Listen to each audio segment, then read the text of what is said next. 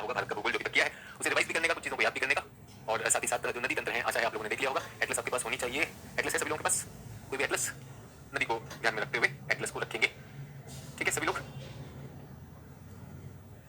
तो नदी तंत्र पढ़ा तो रहा हूँ, नदी तंत्र पढ़ा तो रहा हूँ, लेकिन इसमें एक समस्या रहती कि हम बार बार क्लासेस करते हैं, बार बार सुनते चले जाते हैं और उसके साथ हम कुछ लिखते नहीं। तो नदी में कितने लोगों को समस्या है कि सर पढ़ते हैं बहुत सारी जानकारी लेकिन भूलते चले जाते हैं। तबियत कैसी है? अभी दवाई पे ही चल रहे हैं, तो अभी ऐसा तो नहीं कि बेस्ट है, लेकिन हाँ बेटर की तरफ है। बहुत बहुत धन्यवाद उसके लिए सभी लोग। नदी को लेकर समस्याएं। नदियाँ क्लास देखते रहते हैं, क्लास पढ़ते रहते हैं, किताबें पढ़ते रहते हैं, लेकिन कुछ होता नहीं है। तो मेरा मन है आज की उसको एक ही बार में समाप्त किया जाए। तो अगर मैं आपको विश्व भूगोल की याद दिलाऊं, तो क्या विश्व भूगोल जिन छात्रों ने मेरे साथ किया है वर्ल्ड ज्योग्राफी में, क्या हमने सबकी मेजर रिवर्स देखी है कि नहीं देखी? मेजर रिवर्स जब हम नदियों को देखते हैं, बनाते हैं तो याद रहता है। तो हम जितनी बार सुनते जाएंगे नदी के बारे में, किसी और से सुनेंगे तो लगेगा हाँ ये आसान है, लेकिन जब खुद बनाने पे आते हैं तो दिक्कत होती है, और खुद याद करना भी एक चैलेंज होता है। तो for everyone, for your exam point of view, I have a strong advice कि don't just listen to teachers और don't just read books on rivers. जब भी रिवर आएगा इसका एक माइंड मैप जरूर बनाइएगा, और आज उसी की कोशिश करेंगे, ठीक है? तो कैसे करेंगे? से फॉर एग्जांपल अगर आप लोगों को यूरोप याद है, कितने लोगों को यूरोप याद है? आपने मेरे साथ यूरोप बनाना अगर सीखा था,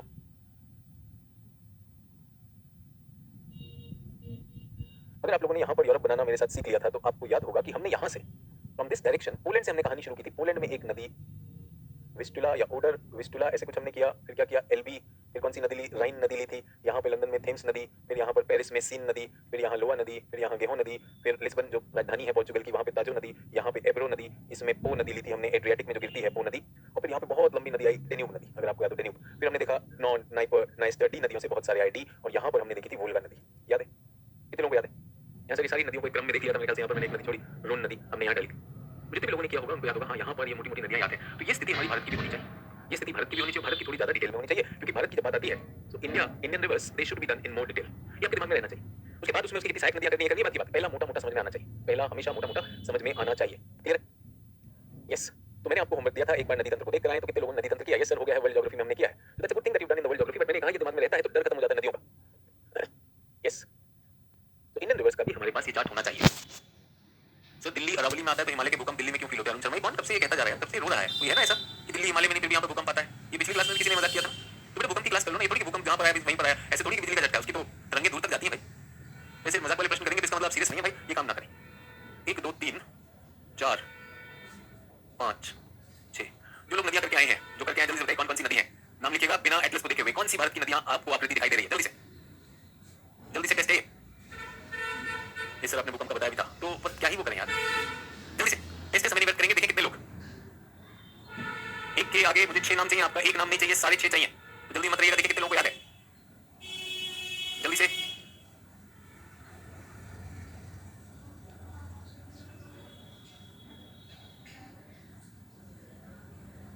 देखिए कितने लोग सारी नदियां कर पाते हैं। तो नदी को देखते ही जो हमें डर लगता है कि नदी की सहायक नदियां कितनी याद करनी है, क्या नहीं करनी, पहला तो यहीं पर देखकर हो जाना चाहिए। कोई लिख रहा है गंगा ब्रह्मपुत्र सिंधु बेटा नशे में हो, क्या कोई कह रहा है गंगा ब्रह्मपुत्र? अभी नंबर के साथ लिखो ना, टेस्ट दे रहे हो क्या दे रहे हो? नंबर के साथ लिखो, नंबर के साथ, नंबर के साथ। देखिए कितने लोग कर पाते हैं, नदियां तो बहुत से लोग करना चाहते हैं, जल्दी से वेट कर रहा हूं मैं, 20 सेकंड और।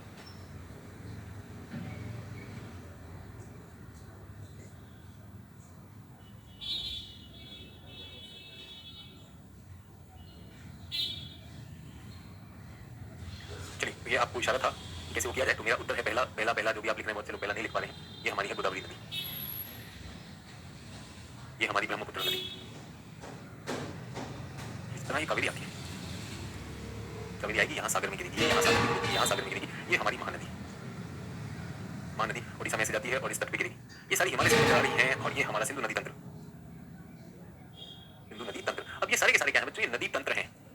नदी तंत्र क्या होता है? नदी तंत्र is called the river system, it is called the river system. इसमें एक नदी नहीं होती, नदी और उसके साथ की प्रमुख सहायक नदियां भी एक साथ दिखाई जाती हैं, नदी सिस्टम। और ये अंत में छठा नंबर है गंगा, छठा नंबर है गंगा। गंगा की बहुत सारी सहायक नदियां जो बांग्लादेश में आकर इस तरह से यहाँ पर डेल्टा बनाएंगी, ये यहाँ पे कराची के पास ये डेल्टा बनाएगा। तो पहली बात तो ये कि जो भी लोग रिवर्स से घबराते हैं, डरते हैं, उनको पहली चीज ये कि रिवर्स में ये प्रमुख नदियां, ये प्रमुख नदियां ये तो पक्का पता होनी चाहिए। इनकी सहायक भी जो आपको दिख रही है स्क्रीन पर इतनी होनी चाहिए, कैसी होगी उनको भी मैं एक एक करके करवाता चला जाऊंगा। बट पहली चीज ये कि ये इस तरह की हमारे पास समझ होनी चाहिए। सर कहां से मिलेगा? जो आपकी एटलस है, एटलस के मानचित्र से हमने निकाल दिया है।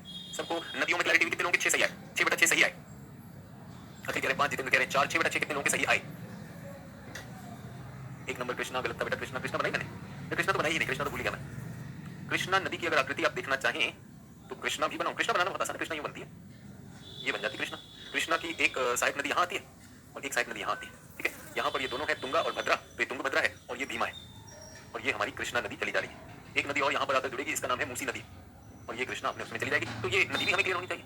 ये भीमा को 1-2 और सहायक मिल जाएंगे इस तरह से, तुंगभद्रा।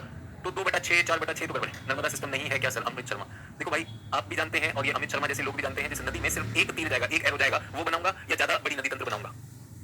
6 में कितने आए चाचा का पता नहीं, 6 में कितने आए टेस्ट में नहीं आए, ज्ञान मार रहा है कि ये, तो उसके बाद बोलेगा सुबर्ण रेखा नहीं बनाया, सर नेहरू नहीं बनाया, पलार नहीं बनाया, वैगई नहीं बनाया, इस तरह के चंपक काम में लोगों को गड़बड़ होगा। यहाँ पर आगे सभी लोग, तो पहला कदम नदी के लिए, पहला कदम क्या होगा? नदी अगर देखनी है तो केवल किताबों में मत पढ़ते रहिए कि ये इतनी ऊंचा है, इतनी लंबी नदी, इसका ये स्रोत, इसका ये उद्गम, बस वही रखते रह जाएंगे। एक बार अगर दिमाग में बैठ गई तो ये चित्र आपके लिए काम करेंगे। और ये नर्मदा और तापी वाले जितने चंपक घूम रहे हैं, नर्मदा तापी सोचिए, नर्मदा तापी ऐसे जा रही है, ये हमारी नदी, और ये आगे नर्मदा सीधी नदी, और ये इसको ये चाहिए था, कोई बात नहीं, ऐसे भी बहुत घूम रहे हैं, इनको रोक नहीं सकते। और हजारों हजारों बच्चों के सामने करवाते, थोड़ा सोच के कर रहा है चैट तुम्हारा।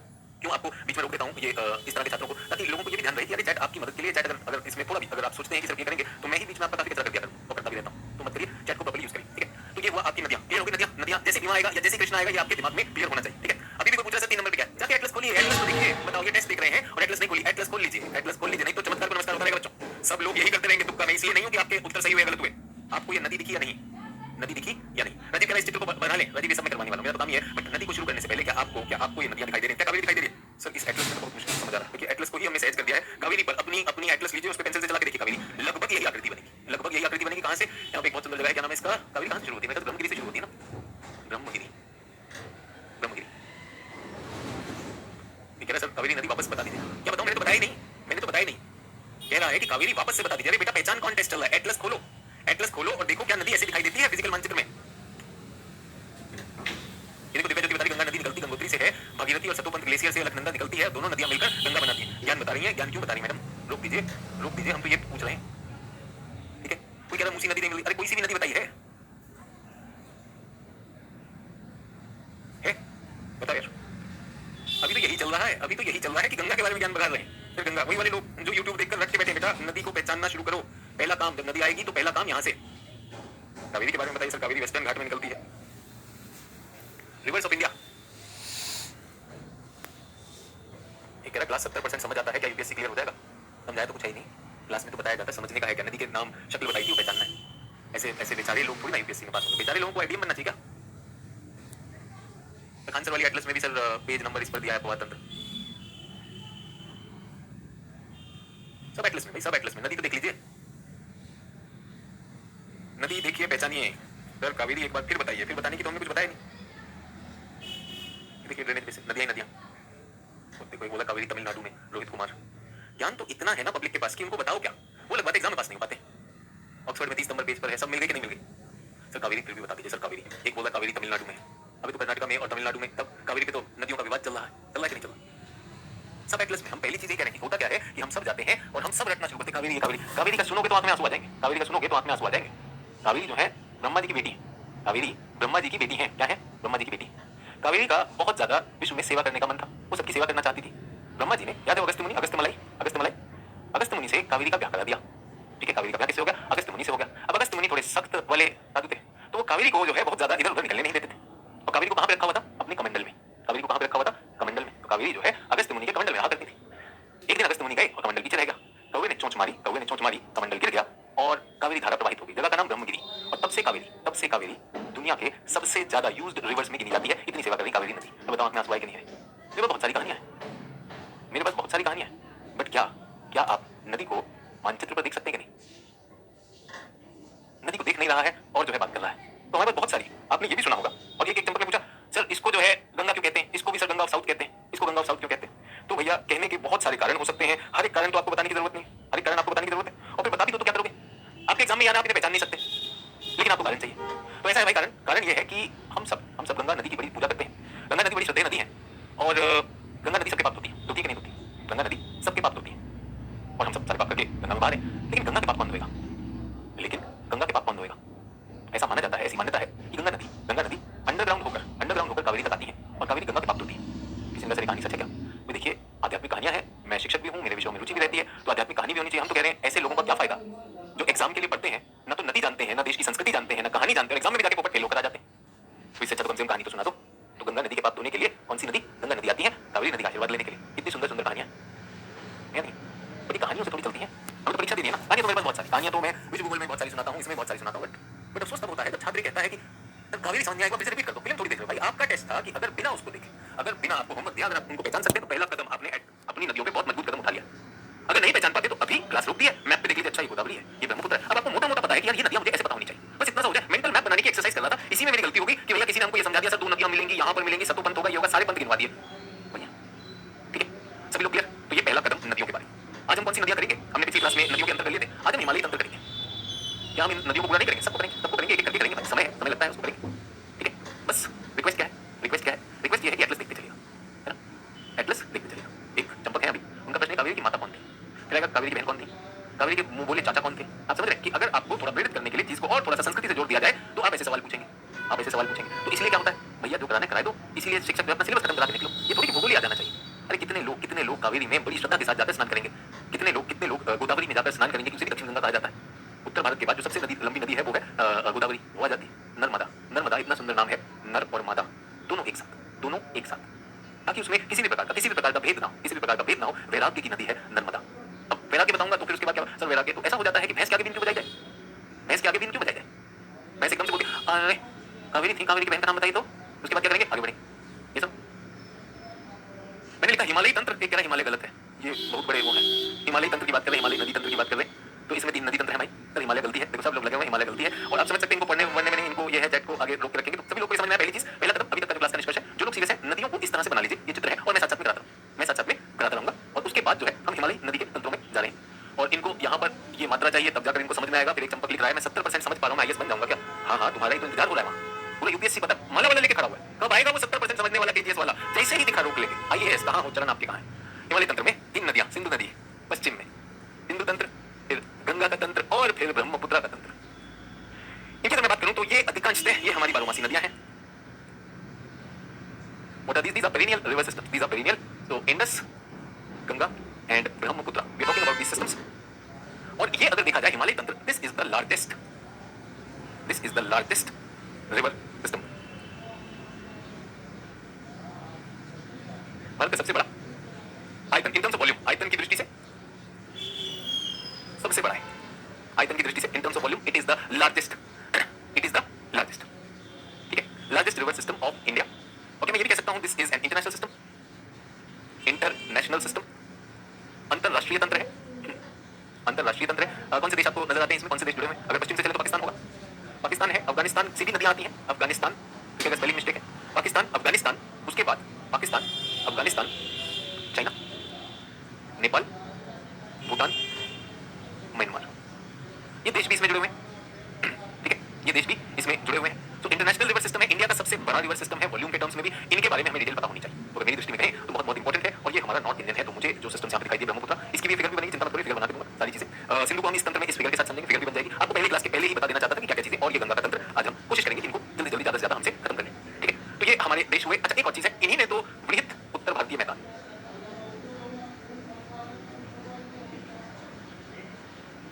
इन्होंने ही बनाई। और प्राचीन संस्कृतियां भी, सांस्कृतिक और सभ्यता के उद्गम में भी यहाँ पर इन नदियों की भूमिका है। तो बांग्लादेश भूल गए, बांग्लादेश भी लगा देते, बहुत अच्छी बात है। इसका मतलब आप जो है अपने दिमाग में एक मानचित्र दौड़ा रहे, तो अच्छी बात है, बिल्कुल सही आप जा रहे हैं। ठीक है, तो ये सारे आगे हमारे पास तो सिंधु वाले तो पढ़ लिए थे हमने, सिंधु वाले पढ़ लिए, तो हम उसके आगे बढ़ जाएंगे, हम उसके आगे बढ़ जाएंगे। सिंधु की सारी नदियां होंगी थी हमारी, तो सिंधु नेपाल और भूटान में कहां से आ गया? सिंधु नेपाल और सचिन सैनी बोल रहे, सिंधु नेपाल और भूटान में कहां से आ गया? तो ये सचिन सैनी बेटा, ये लिखा है, ये किसकी बात हो रही है? इस तंत्र की बात हो रही है बेटा, ये इस तंत्र की बात है। तो बताओ हिमालय नेपाल भूटान में कहां से आ गया? सचिन सैनी बताओ कहां से घुसाना है? हाँ, सचिन सैनी। तो समझ रहे हैं सभी लोग? आपको कह रहा है इंटरनेशनल में एल स्पेलिंग मिस्टेक थी। एक कह रहा है कि कैसे आ गया नेपाल भूटान में सिंधु? ये चंपक सचिन सैनी जो है, ये सिर्फ सिंधु लिखा, सचिन सैनी ध्यान से लिख बेटा, छाप ही रहा है तो पूरा छाप लेके होगा, 70% में पास हो जाएगा। 70% में पास कैसे होगा? ये ना सभी लोग, तो बीच में ये लोग, मतलब आप सोचिए, आप अगर लिख रहे हैं तो आपको कोई फुर्सत नहीं होगी आपको ये करने की, कोई भी फुर्सत नहीं होगी आपको करने की, लेकिन लिखेगा कोई टेंशन नहीं, आप अपने काम में चलते रहें। ठीक है, डन, आगे बढ़े। तो इसमें ये जो नदियां हैं हिमालय तंत्र में, इनके जो स्रोत हैं, इनके लगभग 95% स्रोत जो है ये ग्लेशियर है, ग्लेशियर से आता है। 95% के करीब जो है ये हिमालय स्रोत है, तो ये हिमालय से आते हैं। तो इसलिए आप देखेंगे अगर वर्षा का स्रोत है तो वो सीमित है, वर्षा का स्रोत यहाँ पर सीमित है। ठीक है, एक तरह से भूटान की बात चल बेटा, अपने ही दिमाग से लगा ले, अपने ही दिमाग से लगा ले। ठीक है, अब हम इसमें आगे बढ़ते हैं। जब हमने इसकी बात करी थी तो ऐसा है कि यहाँ पर ये भारत की प्लेट, ये यूरेशिया की प्लेट है, ये यूरेशिया की प्लेट है। तो ऐसा माना जाता है कि ये जो तंत्र है, ये जो पूरा का पूरा तंत्र है, 3 नदियों का जो तंत्र है, पहली बात तो ये तीनों नदियां पूर्ववर्ती हैं। क्या मैंने बताया था पूर्ववर्ती का क्या मतलब होता है? एंटीसीडेंट। एंटीसीडेंट मतलब ये हिमालय से भी पहले यहां से चल रही है, ये हिमालय से पहले यहां से बह रही है, ठीक है। उसके बाद प्लेट टकराई। तो अब यहाँ पे सोचिए, अगर एक नदी बह रही थी, अगर एक नदी यहाँ पर बह रही थी जिसका नाम अब इसमें थ्योरी पूरी तरह से सही नहीं है, आपने अगर एनसीईआरटी में पढ़ा हो तो वहां लिखा गया कि यहाँ पर एक इंडो ब्रह्म नाम की एक नदी बह रही थी। इंडो ब्रह्म नाम की एक नदी बह रही थी, उस नदी को खंडित कर दिया गया, उस नदी को खंडित कर दिया गया। तो उसका एक टुकड़ा इधर आ गया, एक टुकड़ा इधर आ गया, और एक टुकड़ा जो ऐसे बह रहा था, ये इस तरह बहा करती थी, एक टुकड़ा यहीं से मुड़कर ऐसे आ गया। तो ए, बी और सी। फिर वो सचिन सैनी पूछेगा सर सिंधु में कहां से आया? नेपाल भूटान। डांट मत यार, इतनी देर में जो तुमने चेक लिखा वो तो मैं ही उल्टा डांट दूंगा, चिंता मत करो, माइक मेरे पास है, सचिन सैनी निकल के मारूंगा। अच्छी बात ये होगी जो चीज बता रहे हैं उस पर काम करो। तो क्या हुआ? नदी 3 में विभाजित हो गई। अब ये थ्योरी पूरी तरह से सही नहीं है, कुछ लोगों का मानना है, कुछ लोगों का मानना है। तो अगर कहीं पर आया तो आपके लिए क्या इंपॉर्टेंट होना चाहिए? शब्द एंटीसीडेंट। सभी लोगों को एंटीसीडेंट याद आ गया? एंटीसीडेंट की हमने बात की थी। तो विचार है कहीं वाक्य आ जाता है, उसमें अगर हमें किसी तरह से उन वाक्यों को सही करना है तो चलेगा, ठीक है। तो यहाँ पर एक नदी बहा करती थी, इंडो ब्रह्म नदी, उसके 3 टुकड़ों से 3 तंत्र बने, सिंधु नदी तंत्र, गंगा तंत्र और ब्रह्मपुत्र तंत्र। इतनी इसके लिए जानकारी काफी है। बाकी जो ऑप्शनल स्टूडेंट है उनको पूरी थ्योरी जो है, पिलग्रिम वाली जो थ्योरी, वो सब बता दी जाएगी आपके लिए, और कोई वो जानने की जरूरत है। बट आपके लिए इंपॉर्टेंट है एंटीसीडेंट। एंटीसीडेंट के बाद एक और चीज जानने के लिए इंपॉर्टेंट है आपकी ITSZ, Indus Congo future zone. ये इंपॉर्टेंट चीज है, ध्यान रखिएगा। फिर चाहे मेंस हो चाहे प्रीलिम्स हो, फिर चाहे मेंस हो चाहे प्रीलिम्स हो, ठीक है। सचिन सैनी ने और ज्ञान वृद्धि करने की कोशिश की है। सर एनसीईआरटी में लिखा प्रायद्वीपीय नदी तंत्र हिमालय नदी से पुराना है। क्यों बता रहा है? क्यों बता रहा है? पहले हिमालय तंत्र पढ़ रहे हैं। हिमालय तंत्र में हमने लिखा तीनों, तो सचिन सैनी ने क्या पढ़ा? सिंधु में नेपाल कहां से आ गया, ठीक है, तब इसने अधूरा पढ़ा। अब जब आपको इंडो ब्रह्म और ITSZ बता रहे हैं, तब क्या बता रहा है? तब बता रहा है ये वाला ए जो है बी से ज्यादा पुराना है, ठीक है। मान लिया पुरुष नहीं महापुरुष है। जब ये भूखंड सबसे पुराना है, जब ये भूखंड प्री कैम्ब्रियन आर्कियन काल का है, तो क्या इसकी नदियां उससे पुरानी होंगी या नहीं होंगी? पुरानी होंगी या नहीं होंगी? न्यूक्लियर फिजिक्स तो नहीं बताए सचिन सैनी जी, आप जो हमको सूचना दिए हैं न्यूक्लियर फिजिक्स तो नहीं बताए। अब क्लास पे फोकस कर लीजिएगा, हम बता देंगे, जब इस पर आएंगे तो नहीं बताएंगे क्या? ये तंत्र तो पहले ही है। ये कौन सा वाला भूखंड पुराना है जल्दी बताओ? ये पुराना है या हिमालय? हिमालय अभी बने भाई 30 मिलियन साल पहले, ये तो सारा बता चुके, सारा बता चुके कि नहीं? इसलिए हम कह रहे हैं इस पर ध्यान दीजिए, जो आपको पढ़ा है उस पर ध्यान दीजिए। ITSZ की क्या महत्व है? तो यहाँ पर है ITSZ, I से इंडस, T से सांगपो, SZ मतलब सूचर जोन। तो ये वो क्षेत्र है जहां पर दो प्लेटें आपस में मिलती हैं। तो कौन सी प्लेट मिली? यूरेशिया की प्लेट मिली। किससे मिली? इंडिया की प्लेट मिली। इनका जो जोड़ है, जोड़ क्या कहलाएगा? इनका जोड़ क्या कहलाएगा? जहां पर ये दोनों इस तरह से मेरे हाथ देखिए, अगर आपस में आकर अगर जुड़ गए तो ये जो ऐसा जोड़ बना, ये कहलाता है सूचर जोन। क्या कहलाता है? हिंदी में लिखा सूचर जोन या क्षेत्र। सूचर होता है जहां पर जोड़ होता है। इस जोड़ में से, इसी जोड़ में वो पुरानी नदी खंडित हुई, इसी जोड़ में वो पुरानी नदी खंडित हुई। तो यहाँ वाली जो बह रही है वो इंडस है, और यहाँ वाली जो बह रही है वो सांगपो है। सांगपो जो कि ब्रह्मपुत्र का नाम है तिब्बत में। इंडस सांगपो सूचर जोन के लोगों को क्लियर हो गया? क्लियर हो गया? पूर्ववर्ती नदी समझ में आ गया? एक हिमालय से पहले एक नदी बहा करती थी, वो नदी टूट गई, खंडित हो गई। 3 उसमें से निकले हैं, सिंधु नदी, गंगा नदी और ब्रह्मपुत्र नदी। उसके बाद एक और जानकारी दी, ये थ्योरी पूर्ण रूप से मान्य नहीं है, थ्योरी पूर्ण रूप से मान्य नहीं है, ऐसी मान्यता है, एनसीईआरटी में लिखती, इसलिए आपको बता दिया। आप लोगों के लिए क्या जानकारी? एंटीसीडेंट, परीक्षा की दृष्टि से एंटीसीडेंट बार-बार आएगा, वो हमें पता होनी चाहिए। सूचर जोन क्या होता है ये आपको पता होना चाहिए, मैंने आपको बताया था जब आपको फॉल्ट रेखाएं बताई थी, ब्रंच बताए थे, तब हमने वो किया, ठीक है। अब इसके आगे हमारे पास एक और चीज आती है, ये हो गई। फिर एक सूची देना चाहता हूँ सभी लोगों को, एक सूची देना चाहता हूँ।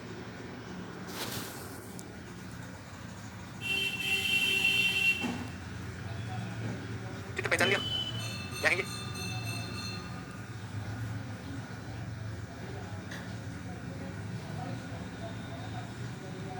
एक, दो, तीन। हिमाद्री हिमाचल शिवालिक बहुत अच्छा। कुछ नदियां इनके पहले बनी थी। तो ये नदियां सूचर जोन से जा रही, क्या मैं कह सकता हूँ इनके ऊपर क्या हुआ? ITSZ है ना। तो कुछ नदियां ऐसी होंगी, पूर्ववर्ती नदियां, पूर्ववर्ती एंटीसीडेंट। पूर्ववर्ती एंटीसीडेंट क्या होती है? जो नदियां हिमालय से पहले उनकी उत्पत्ति हो गई थी, आज उनके रूप परिवर्तन हो गए, their shapes, their forms, their directions have changed, but the way they were formed they were much before. So वो पूर्ववर्ती नदियां जो तीनों श्रृंखलाओं को काटती हैं,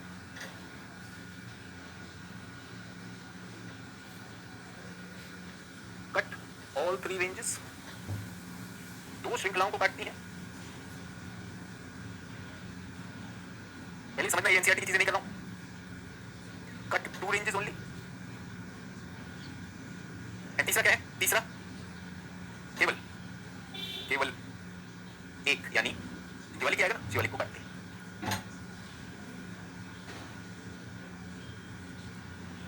सोचिएगा विचार क्या लेकर सभी लोग listen to the idea which I want to share with you. इन किताबों से हम रट लेते हैं एंटीसीडेंट है, ये एंटीसीडेंट है या नहीं है, तो समझिए कुछ नदियां हिमालय से पहले ही आ रही थी, तो क्या करेंगी, वो तीनों को काटेंगी, 1 2 3, 1 2 3। कुछ नदियां हिमाद्री के बनने के बाद बनी, यहाँ से बनी, तो यहाँ से निकली वो किसको काटेगी, 1 और 2 को ही काटेगी। और कुछ नदियां यहाँ से निकली तो वो किसको काट रही, 1 को ही काट रही। समझ में? एंटीसीडेंट पूर्ववर्ती में भी और भी चीजें हो जाती हैं। कुछ लोगों को ना यार ब्लॉक ही कर देना चाहिए, क्योंकि इनका फोकस क्लास में होता नहीं है, कई बार परीक्षा दे चुके हैं और हो सकता है किसी भी कारण से क्लास में आ गए हों। तो ये क्लास को सिर्फ बाधित करेंगे, यहाँ बहुत से बच्चे हैं जिन्हें एग्जाम भी देना है और बहुत ही सिंपल चीज़ को ये टेक्निकल बनाते हैं, छोटी छोटी चीज़ को नेपाल आया, भूटान आया। तो 3 श्रृंखलाओं को काटने वाली कितनी नदियाँ हैं बताना चाहता हूँ, 6। 6 reverse cut all 3, 6 reverse cut all 3। एक तो सिंपल है, जो इंडो ब्रह्म से बनी, इंडस, गंगा, ब्रह्मपुत्र। आज इनका प्रारूप क्या है वो अलग बात है, जहाँ से चलती वहाँ से चलती, ये तीनों को काटेंगे। 3 तो हैं, हमने मशहूर नाम सुने। उसके बाद घाघरा और कोसी, और उसके बाद आपने देखा होगा यहाँ से आएगी सतलुज भी, सतलुज। क्लियर?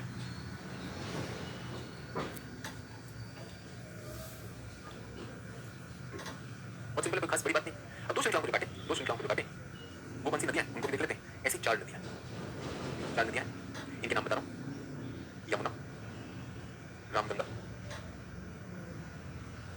झेलम, रावी। और जो केवल शिवालिक को काट रही है, यानी वो यहाँ कहीं पे उनकी उद्गम हुआ होगा, सिर्फ इसको काट रही है, तो ऐसी हमारे पास 2 नदियाँ हैं, कमला और राप्ती।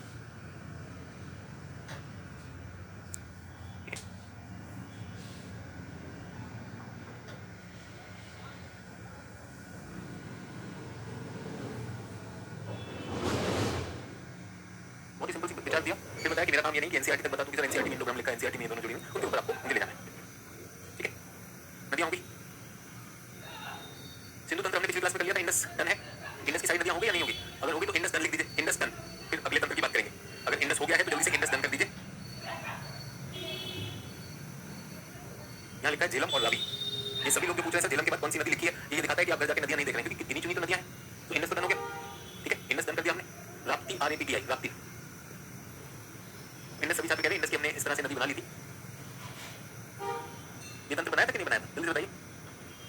यहाँ से आप लोग याद दिलाएंगे, मुझे याद नहीं, हमने लास्ट क्लास में इंडस पे बात की है या नहीं की है।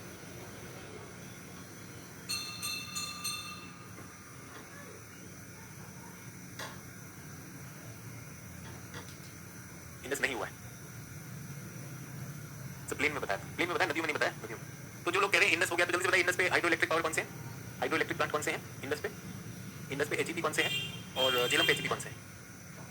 अगर हो गया है तो इंडस वाले HEP जितने भी लोग आप भी देख लीजिए, जो लोग कह रहे हैं इंडस के नाम बताइए, हाइड्रो इलेक्ट्रिक प्लांट कौन से हैं, जल्दी से बताइए। जितने भी लोग हो गया जल्दी से बताइए क्या नाम है इंडस वाला, आपने तो कोई परीक्षा दे रखी है, जल्दी से बताइए इंडस पे कौन से हैं 2 प्रोजेक्ट, इंडस के 2 प्रोजेक्ट, इंडस के 2 प्रोजेक्ट, इंडस के 2 प्रोजेक्ट, जो लोग कह रहे हो गया Indus done, Indus done, 2 project, 2 project कौन से इंडस के 2 प्रोजेक्ट। डन तो कर दिया तुमने इतना सारा, मतलब लोगों को भी तो पता चले कि इतना बोल जाते हो, भगवान ने मुंह दिया है तो बोल तो जाते हो। डन, 2 प्रोजेक्ट, सुरु नदी पे नीमो बाजगो और चुटक प्रोजेक्ट, कहाँ है ये। इतने सारे जो लिखे थे बहुत ज्ञानवान थे, आप लोगों को दिखे सारे ज्ञानवान, सारे ज्ञान का हो गया बराबर। कितने यूट्यूब कर चुके हो, कितनी क्लासेस कर चुके हो गया बराबर। फिर से बता रहा हूँ ये वाला मत करो, सीरियस क्लास हो रही है, उसमें अभी बनाना है, ये करवाया तो इसमें लगे हुए थे बड़ी बड़ी बात हाँकने में, ये पहचान नहीं है, अभी कोई वो नहीं है। नेपाल भूटान में लगा हुआ नदी को देख नहीं रहा। तो जल्दी से पहले किसकी बात करें, सिंधु नदी, तो सिंधु का डायग्राम, इंडस सिस्टम, जल्दी से इसका डायग्राम करते हैं। तो इंडस नदी कहाँ से शुरू होगी, तो ये जो जितने भी यूट्यूब वाले रख के बैठे हैं सर, मानसरोवर से शुरू होती है, मानसरोवर लेक से शुरू हुई है, और सर मेरे फेवरेट टीचर ने बताया सर भोपाल से निकलती है। अभी हो गया नीमो बाजगो और वो सारी चीजें, आगे बढ़ जाए। रिहंद नाम बता रहा है सिंधु पर, इसने कई बार अटेम्प्ट दिया, प्रदर्शन में भी जाता है, पेपर लीक होने वाले पर कहता है कि मैं डिजर्व करता हूँ, डिजर्व करता हूँ। सब भाग गए सारे के सारे, वो चैट वाले सारे भाग गए, जिस कोचिंग के आए हुए थे सब भाग गए। पहले एक ही प्रोजेक्ट का नाम पूछा, इससे भागे भाई, गधे के सर से सींग उड़ गए सारे के सारे, पूरी बटालियन भाग गई। तो ये क्या है सिंधु नदी, ये आती तो यहाँ से एंटीसीडेंट है, एंटीसीडेंट में चल के जाएगी, और हमने ये भी देखा कि ये लद्दाख और जास्कर के बीच में है, और यहाँ पर है कैलाश रेंज, है ना कैलाश। तो सभी लोग इसके बारे में इसको थोड़ा सा ड्रॉ करना सीखेंगे, थोड़ा सा मैं चाहता हूँ कि सभी छात्र जो है इसको हल्का सा ड्रॉ करना सीख लें, तो आपकी मदद हो जाएगी। और मैं मानचित्र में दिखाने वाला हूँ, तो यहाँ पर एक नदी इस तरह से मुड़कर आती है, सतलुज, ठीक है, सतलुज हो जाएगी। उसके बाद सतलुज क्या, सॉरी झेलम, झेलम, उसके बाद चिनाब, झेलम चिनाब रावी, और यहाँ से आई सतलुज, झेलम चिनाब रावी सतलुज और ब्यास। पहले तो ये याद कर लेना, ये क्रम दिखाई देगा, जल्दी से बना लीजिए, तो देखते ही पता चल जाना चाहिए ये दोनों जो नदियां हैं ये आसपास ही इनका उद्गम है, झेलम का और सॉरी सतलुज का और सिंधु का। मान सरोवर राकास झील है, कुछ लोग से उसका नाम राक्षस झील भी बताते हैं। ये तिब्बत के कैलाश के पास से इनका ओरिजिन होता है, ठीक है। अब नदी की सहायक नदियां भी ध्यान देनी होती है, एक एक करके पहले चित्र कर लिया और एक एक करके आगे बढ़ेंगे। तो नदी की सहायक नदी, अगर ये नदी जा रही है, नदी की सहायक नदियों को उनकी दिशा से निर्धारित किया जाता है, इनको कहा जाता है, ये कहलाएंगी लेफ्ट बैंक ट्रिब्यूटरी और ये कहलाएंगी राइट बैंक ट्रिब्यूटरी, ठीक है। तो लेफ्ट और राइट को निर्धारित करने के लिए क्या करना होगा, जो आपकी मुख्य नदी है उस तरफ आपकी नाक होनी चाहिए, जिस तरफ आपकी मुख्य नदी जा रही है उस तरफ आपकी नाक होनी चाहिए, और आपके दाएं से जो नदी जुड़ेगी, the one that joins you from right, the one that joins you from right is your right bank tributary and the one that joins you from left is your left bank tributary, ठीक है। Clear हो गया सभी लोग clear. अब मुझे एक बात बताइए, कि अगर मैं आपसे पूछूं कि यहाँ पर एक नदी श्योक नदी आ रही है, एक नदी गिलगिट नदी आ रही है, तो श्योक और गिलगिट सिंधु नदी के राइट बैंक ट्रिब्यूटरी आएंगे या लेफ्ट बैंक ट्रिब्यूटरी आएंगे, जल्दी से बताइए। सही सब पंजाब में बताते, बेटा पंजाब में प्लेन बना रहा था, अब नदी चल रही है, बाहर आ जाओ, उससे होश में आ जाओ जल्दी से। नदी की दिशा में नाक करनी है, किस दिशा में जा रहे हैं आप, इस दिशा में जा रहे हैं, आपके दाएं से जा रहे हैं, तो ये आपकी राइट बैंक ट्रिब्यूटरी हुई। और ये सारी की सारी झेलम, चिनाब, रावी, बियास, सतलुज, ये कैसे गुजर रही है, ये राइट बैंक है लेफ्ट बैंक है, ये सारी क्या कहलाएंगी, लेफ्ट बैंक। बाएं किनारे से जो नदियां जुड़ती हैं वो हमें ध्यान देनी चाहिए, तो हम बात करें इसकी सबसे पहले सिंधु नदी। अब कुछ लिखते भी जाएंगे, इंडस रिवर, अब आपने चित्रण कर लिया है तो इंडस रिवर, सिंधु नदी। और मैं चाहूंगा कि लगे हाथ सभी लोग अपना जो आपने डायग्राम भी बनाया है अपनी एटलस में भी इसको आइडेंटिफाई जरूर कर लीजिए, एटलस में आइडेंटिफाई कर लीजिए। एक बार को अपना पेन जरूर चला लीजिए, अगर आप मेरे साथ हैं, मैं वेट कर रहा हूं, एक बार को पेन जरूर चलाइए। देखिए इंडस नदी इस तरह से जाती है, यहाँ पर आकर ही मोड़ खाएगी। मोड़ पर कौन सा पर्वत है, अगर आपको याद हो, यहाँ पर भारतीय सीमा में इधर आएगा नमचा पर्वत, नंगा पर्वत, यहाँ नंगा पर्वत आएगा, और उसके बाद ये नदी मोड़ खाकर यूं चली जाएगी। और कहाँ पर गिरेगी, यहाँ इसका मुहाना है, क्या है ये, कराची के पास, यहाँ पे कराची शहर है, कराची शहर के पास ही गिरेगी, ठीक है। यहीं पर इसमें क्या जुड़ जाएगी, श्योक जुड़ेगी, श्योक, और श्योक की भी एक सहायक नदी है नुब्रा। जब छात्र मुझसे पूछते हैं सर कितनी याद करनी है, तो श्योक और नुब्रा ये याद कर लीजिए। और यहाँ पर कौन सी आ रही है, पीओके में है ये गिलगिट नदी, गिलगिट नदी। उसके बाद हम झेलम पे अपना पेन चलाएंगे, झेलम पर आप देख सकते हैं वुलन झील इसी पर आएगी, और ये एकदम एलओसी बनाता है, झेलम एलओसी बनाता है, और उसके बाद ये पाकिस्तान में चला जाता है। फिर चिनाब आती है, चिनाब यहाँ से आप देखेंगे बारालच्छाला के आसपास से हिमाचल प्रदेश से आती है, फिर कश्मीर जम्मू में घुस जाएगी, और इस तरह से ये चिनाब आ गई यहाँ क्या चल रही है, चिनाब चल रही है। झेलम चिनाब में आकर मिल जाएगी, रावी भी यूं बहकर आएगी और चिनाब में आकर मिल जाएगी, नदियां दिख गई। अब ये है हमारी राक्षस ताल और मानसरोवर, तो मानसरोवर से ये गई, राक्षस ताल से निकली हमारे लिए सतलुज और चिनाब। सतलुज और चिनाब यहाँ पर मिलेंगे, जगह का नाम मिठानकोट पे मिलेंगे, और एक विशेष सामूहिक स्ट्रीम यहाँ बनेगी जो सिंधु में जुड़ेगी, इसको कहते हैं पंचनद, ठीक है। चार ये हो गए, पांचवी कौन सी नदी यहाँ पर मिल रही है, पांचवी नदी ये ब्यास है, ब्यास नदी यहाँ पर मिल रही है। 5 नदियां मिल गई सभी लोगों को, 1 2 3 4 5। कोई जल्दी नहीं करनी, पहले आराम से देखना है, वरना होता क्या जाएगा कि हम लोग क्लास आफ्टर क्लास करते रहेंगे, खासकर जो लोग 2024 में दे रहे हैं, इसको यहीं पे फाइनल कर दो, अपनी एटलस में आइडेंटिफाई कर लो, जो इंपॉर्टेंट है वही चलेगा, ठीक है। सबसे लंबी जो सहायक नदी है वो आपकी है सतलुज, तो आप देख रहे हैं सतलुज सबसे लंबी, लेकिन सबसे ज्यादा पानी लाने वाली, जिसमें झेलम का पानी भी मिल जाएगा, रावी का पानी भी मिल जाएगा, सबसे ज्यादा वॉल्यूम वाली जो नदी है वो है चिनाब, जो सहायक नदी सिंधु को मिलती है। सबसे ज्यादा वॉल्यूम, मैक्सिमम वॉल्यूम, सबसे ज्यादा आयतन पानी को लाने वाली नदी सिंधु की सहायक नदियों में आएगी Chenab. This is called the largest tributary. Chenab को क्या कहा जाता है, लार्जेस्ट ट्रिब्यूटरी। लॉन्गेस्ट ट्रिब्यूटरी कौन सी है हमारी, लॉन्गेस्ट ट्रिब्यूटरी हमारी सतलुज है। सतलुज और चिनाब, चिनाब ने झेलम का पानी भी ले लिया और रावी का भी ले लिया, सतलुज किसका पानी लेकर आती है, ब्यास का भी पानी लेकर आती है। ये दोनों आकर मिठानकोट पे मिल जाएंगे, और फिर जो इनकी जो साजी जो नदी बनेगी वो छोटी सी नदी बनेगी पंचनद। समझ में आ गया, तो ये हो गई हमारी पंचनद। ये 5 नदियां इस तरह से आ गई। क्या आपने अपने एटलस में पेंसिल चला ली है, क्या आपने देख लिया, निकल जाना चाहिए नदी के पूरे तंत्र से, एक बार बना लीजिए ताकि आपको इसमें कोई टेंशन ना करनी, ठीक है। अब एक एक करके वापस आ जाते हैं, मैंने मानचित्र का काम, आशा आप समझ गए होंगे कि अगर हमने विश्व भूगोल भी किया तो भारत के भूगोल में भी जितना ज्यादा मानचित्रण से देख पाएंगे उतना ज्यादा आपके लिए ये सहायक हो जाएगा। चलो एटलस में भी बना लिया, सब कुछ बना लिया, बहुत अच्छी बात। तो सिंधु नदी विश्व की सबसे लंबी नदियों में, तो विश्व की लंबी व आयतन वाली बड़ी नदियों में गिनी जाती है। One of the not the longest, one of the longest and voluminous reverse of the world. विश्व की एकमात्र, सर्वोच्च तो नहीं, सबसे लंबी तो नहीं, ये ठीक है। पहला तो हमेशा नदी का ये ध्यान रखा जाता है, नदी के पास तो इसका उद्गम हमेशा याद रखना होता है। तो कहाँ से आया मानसरोवर झील, ये मैं इंग्लिश में नहीं लिख रहा हूँ, तो आप अपना इंग्लिश में लिख लीजिएगा, सोर्स जो है, क्योंकि बाइलिंगुअल भी बच्चे बैठे हुए, तो मानसरोवर। यहाँ पर एक ग्लेशियर है, उसका नाम है बोकार्चू, BOKHARCHU ग्लेशियर। बोकार्चू ग्लेशियर, कुछ हिंदी में लिख रहा हूँ, कुछ इंग्लिश में लिख रहा हूँ, ताकि आपके पास लोग जो सुन भी रहे हो साथ साथ में काम करते चले जाए, ठीक है। मानसरोवर से उद्गम है, इसका सोर्स ये है, इसका मुख कहाँ है, नदमुख, where is the mouth of the river, ये कराची के पास अरब सागर में डेल्टा, अरब सागर में ये अपना डेल्टा बनाती है। तो नदी की लंबाई किसी काम की, नदी की लंबाई आपको याद करने की जरूरत नहीं, वैसे भी पूरी नदी भारत में नहीं बहती, उसके टुकड़े बहते हैं। तो कुछ जो हमारी केजीएस की जो बुकलेट है उसमें डेटा दिया हुआ है, बट मेरी दृष्टि से इसे बहुत याद करने की जरूरत नहीं, बट ये जरूर है, जैसे हमने देखा सबसे लंबी कौन सी, सतलुज, सबसे छोटी कौन सी, ब्यास। अगर हम इन्हीं की बात करें लेफ्ट बैंक ट्रिब्यूटरीज की, सबसे बड़ी आयतन की दृष्टि से चिनाब। तो ऐसा करेंगे तो चलेगा, ठीक है। कुछ नदियां जो है उनके साइज अगर समतुल्य हैं तो वैसे हम वो नहीं पूछेगा साइज। अब इसी में हमने ये भी देखा कि हमारी टीम के पास ऐसे डाउट आते हैं कि सर हिंदी का पीडीएफ नहीं डालें आप, हिंदी का पीडीएफ आप नहीं डालें, तो यार बड़ा बुरा लगता है कि 3 ही पीडीएफ डाले मैं शायद इसमें, एक इंग्लिश का डाला हुआ, 2 हिंदी का डाले। बस ये है कि इंडियन ज्योग्राफी इंग्लिश, तो हिंदी में हमने ये नहीं लिखा इंडियन ज्योग्राफी हिंदी, हमने लिखा भारत का भौतिक भूगोल या फिजिकल ज्योग्राफी ऑफ इंडिया और इकोनॉमिक ज्योग्राफी ऑफ इंडिया। तो शीर्षक तक बदलने से आप उसे ढूंढ नहीं पाते, ठीक है। तो शुभम बता रहे 2880 और देव जदोन 1114, दोनों खुश रहे, दोनों लगे रहो गिनती गिनने में और किताब देखकर सामने से बोलने कोई फायदा नहीं। अब हम इसके आगे बढ़ें, ठीक है। चलिए, तो नदमुख ये सारी चीजें आप लोगों के सामने आ गई हैं, ये इसकी बात होगी, अरेबियन सी में जाती है। और इसकी आकृति तो हमने देखी, आकृति के अलावा हमने इसको पूर्ववर्ती नदी बताया, एंटीसीडेंट नदी। उसकी सहायक नदियों की अगर बात करें, सहायक नदियों को हमेशा अगर पॉसिबल हो तो इस तरह से लिख लें, लेफ्ट बैंक और राइट बैंक। क्या हमें सारी नदियां करनी होती? नहीं, सारी नदियां इंपॉर्टेंट नहीं होती, कुछ कुछ एक हमें करनी होती है। तो हमने राइट बैंक की जब हम बात करते हैं तो राइट बैंक में अभी आपको बताया कि दाईं तरफ कौन सी आती है। पहला हमने श्योक नदी किया था, श्योक नदी, गिलगित नदी, ठीक है। कुछ लोगों का मन है कि नुब्रा लिखना है तो नुब्रा लिख लेते हैं, नुब्रा श्योक की सहायक है, नुब्रा श्योक की सहायक। ऐसे ही एक सुरु नदी थी, सुरु नदी बहुत छोटी है इसलिए उसकी कोई दिक्कत हमें करने की जरूरत नहीं। कुछ बालक जो है काबुल भी लिखते हैं, काबुल इसकी सहायक नदी और उसकी एक उसी की सहायक नदी है स्वात नदी। अब ये सब पाकिस्तान में, ये पाकिस्तान में है, ये तो पूर्ण पाकिस्तान में पीओके में है, तो इतना जबरदस्ती उसमें घुसने की कोई खास जरूरत नहीं, ठीक है। कोई कह रहा भारत में 1114 है, कोई कह रहा भारत में 799 है, खेल चालू है कि नहीं? खेल छोड़ के हमने जो अपनी किताब में लिख दिया उस किताब में लिख लीजिएगा पीडीएफ में, उसको याद करने की कोई जरूरत नहीं है। और यहाँ पे जो हमने क्रम रखा ऊपर से याद रखना है, झेलम, रावी, झेलम, रावी, चिनाब, बियास और सतलुज। तो पहले तो नदी कहाँ से आती है, क्या नाम, एंटीसीडेंट है या नहीं है, वो सारी चीजें हम उसको देख सकते हैं, ठीक है। रोहित गुप्ता बता रहा काबुल अफगानिस्तान में। चाचा नदी नदी बहकर आ रही है ना, नदी बहकर आ रही है, पाकिस्तान से भी बहकर आती है, पाकिस्तान की बात वैली भी आती, घाटी भी आ जाती है, नदी भी तो कहीं से आती है ना, लंबी चलती है चाचा, कौन बताए तुमको? अगर गलती से बता दो तो जान लेने लगता है कि ये पाकिस्तान प्लस अफगानिस्तान। मम्मी ने बुलाया बेटा खाना खा लो, अब खाना खाने पहुंचे, मम्मी ने कहा बेटा रोटी खा लो। अब तो खाना खाने बुलाई थी, खाना खाने बुलाई थी, रोटी खाने बुलाई थी, इतने तो मम्मी और चप्पल दोनों शुरू हो जाएंगे कि नहीं होगी? हो जाएंगे, ठीक है। सर आपने जन्म के बाद रवि लिख दिया, चुनाव होना चाहिए, ठीक है। डन, खुश है? जो कोई मतलब नहीं है कि हमने पहले कर लिया, ये कर लिया, वो लगा हुआ है उसको, कोई टेंशन सही कर लो, जो आपको लिखना है आप अपने हिसाब से लिखो, कोई टेंशन। तुम्हारा अफगानिस्तान में दिल है वहां लगा लो, मुझे कोई टेंशन नहीं, परीक्षा में दिल लगाओ ज्यादा बढ़िया। तो एक ने बताया थोड़ी देर पहले क्या लिखा, अरे सर हमारा फॉर्म भरना हम भूल गए, समझ रहे? आईएएस हम देने ही जा रहे थे, हम आईएएस हो ही गए थे, फॉर्म भरना भूल गए। ये तो अभी है।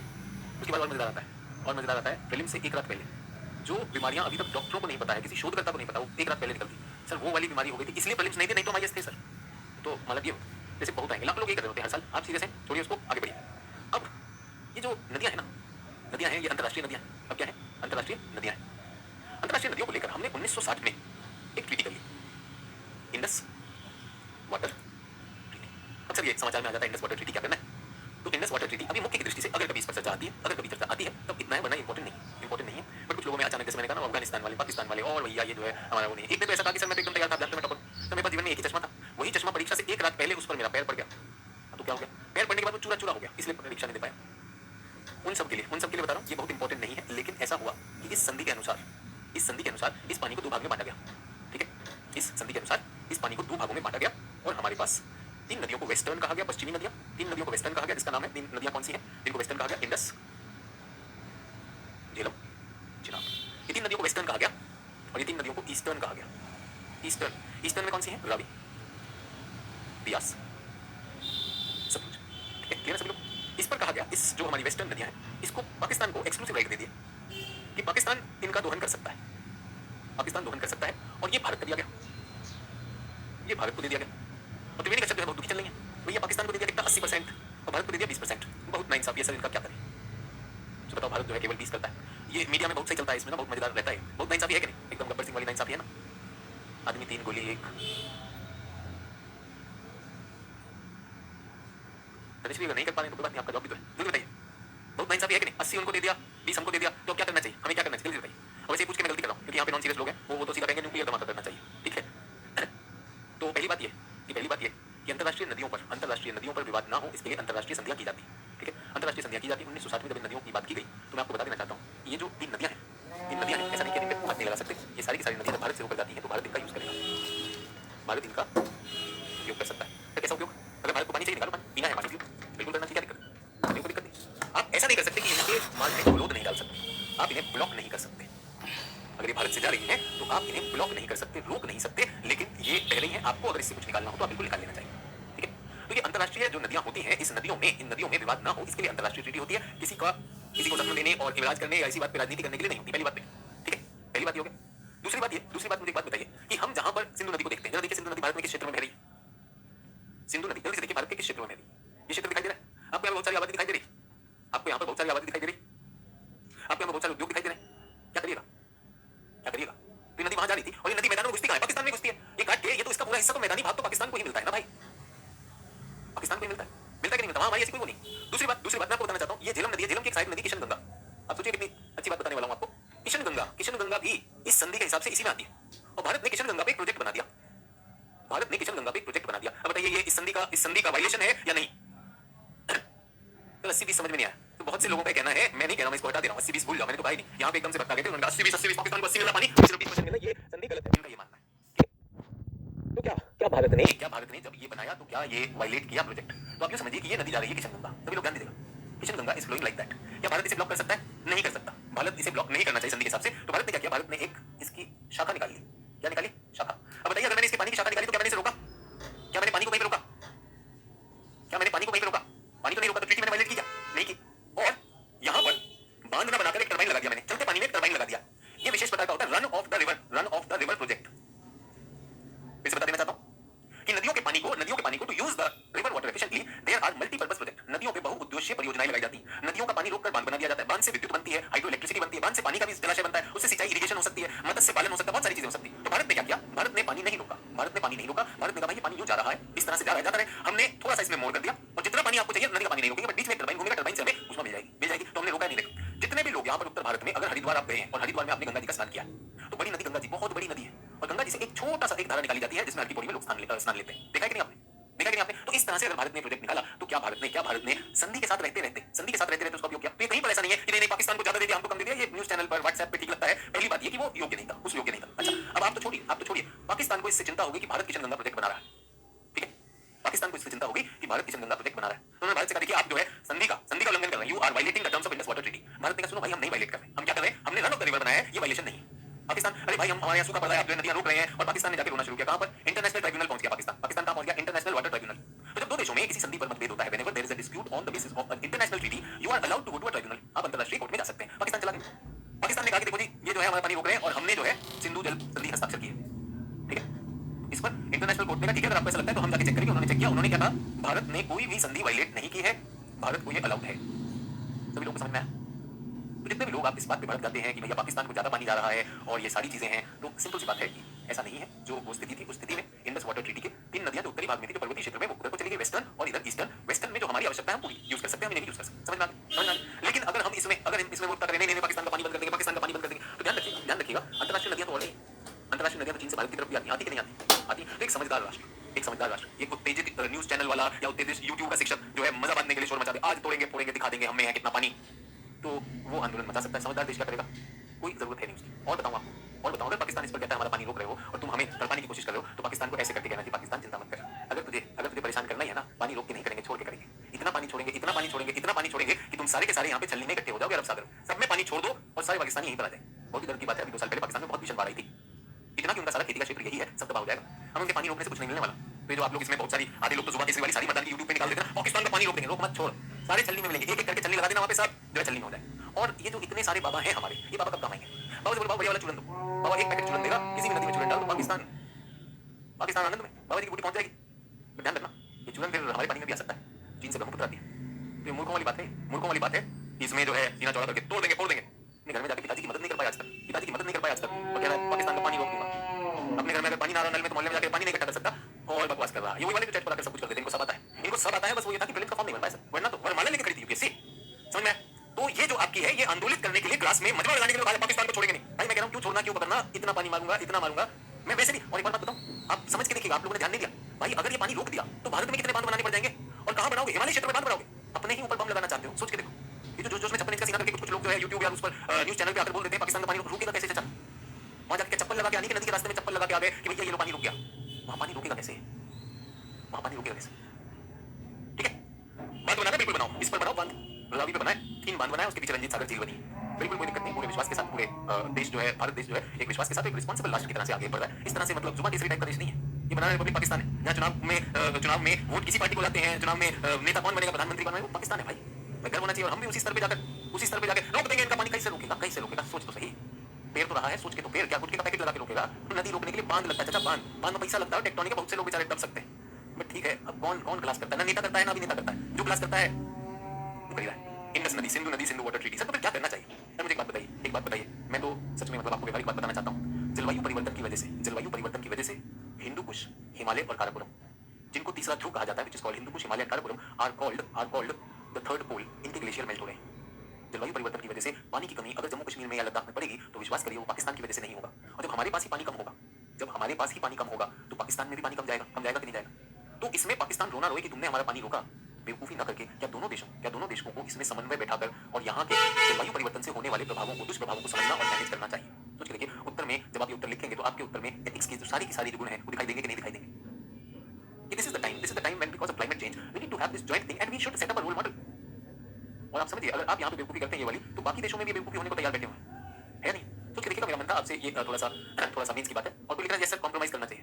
मेरा इस शब्द में बहुत विश्वास नहीं, कॉम्प्रोमाइज करना चाहिए। क्यों कॉम्प्रोमाइज करना? कॉम्प्रोमाइज क्यों करना? किस चीज में कॉम्प्रोमाइज करना? मेरी नदियां, मेरे क्षेत्र में, अधिकार क्षेत्र में कॉम्प्रोमाइज थोड़ी कर रहा हूँ। मैं कॉम्प्रोमाइज कर रहा हूँ। अगर आपके घर में आपने पिताजी से कहा कि पिताजी मेरे लिए केजीएस की फीस जमा कर दीजिए, पिताजी के पास उतना था नहीं लेकिन उन्होंने कहीं से जुटाया, तो क्या आपको लगता है उन्होंने कॉम्प्रोमाइज किया अपने बच्चे के साथ? नहीं, उनका भी एक सपने में भागीदारी दिखाई है।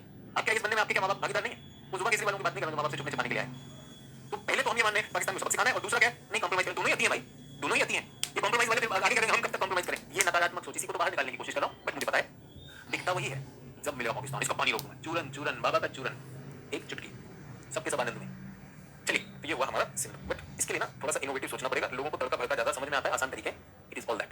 यस, चलिए आगे बढ़े। आगे कहाँ बढ़ते हैं? हाँ जी, अब हम आगे अगली नदी पर। अगली नदी हमारी झेलम नदी का फिर वही आएगा। उद्गम कहाँ से होता है? उद्गम इसका होता है। और पहली बात, क्या ये पूर्ववर्ती है? तो हमने देखा झेलम 2 रेंजेस के पूर्ववर्ती है। 2 रेंजेस के पूर्ववर्ती है। तो 2 रेंज समझ में नहीं आप क्या कह रहे हैं? अभी लिखवाया था ना, 2 श्रृंखलाओं को काटती है ना?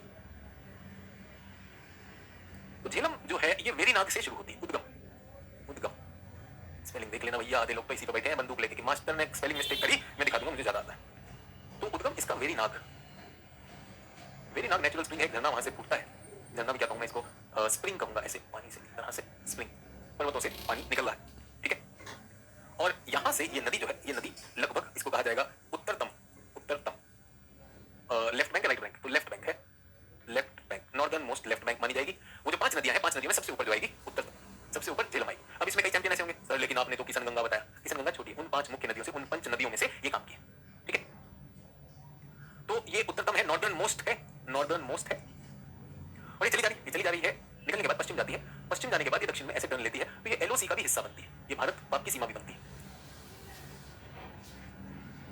सीमा रेखा को भी निर्धारित करती है। और इसमें एक बहुत मशहूर झील है, झील का नाम है वुलर झील। वुलर झील एक रामसर वो भी है, स्थल भी है। तो वुलर झील है यहाँ पर, और वुलर झील पर एक परियोजना है। कौन सी परियोजना? टुल पुल परियोजना। जैसे कि मैंने कहा, अभी देखिए इंडस वाटर ट्रीटी को हम उल्लंघन थोड़ी कर रहे हैं, हम बिल्कुल उल्लंघन नहीं कर रहे हैं। तो हमने परियोजना बनाई जिसमें पानी, झील में वैसे रुका हुआ, और यहाँ पर ये नदी जो घूमती है यहाँ पर, तो यहाँ पर हमने बॉर्डर पर एक और परियोजना बनाई, पूरी परियोजना। वो जो आपको याद हो फिल्म हाउ इज द जोश, पूरी परियोजना, पूरी प्रोजेक्ट एकदम बॉर्डर पे। आप सोच के देखिए, और सोच के देखिएगा पूरी परियोजना में हमारी नदी जा रही है एकदम बॉर्डर पे, हमने लगा दी, एकदम बॉर्डर पे लगा दी। नदी को हम रोक नहीं रहे, हम कह रहे तुम आकर देख लो, नदी का पानी नहीं रुकेगा। तुम आकर देख लो, नदी का पानी नहीं रुकेगा, इधर से घुसा, इधर से निकला, नाप लो। लेकिन अंदर क्या परियोजना वो नहीं दिखा रहे। वो हमने क्या किया हुआ, वो हमारी एक पर्वत के अंदर से जा रही है, क्यों? अरे बॉर्डर पे पूरी परियोजना पूरी रखेंगे, समझ में क्लियर हो गया? तो ये हो गया हमारा झेलम नदी, इसकी परियोजनाएं भी मैंने आपको बता दी, इस पे वुलर झील भी हो गई है, और ये अंत में जाकर चिनाब में मिलेगी। वो भी पाकिस्तान चली जाएगी, पाकिस्तान में जाकर चिनाब में ये जाकर मिल जाएगी। ये लगभग जो है कुछ 724 किलोमीटर इसकी लंबाई है।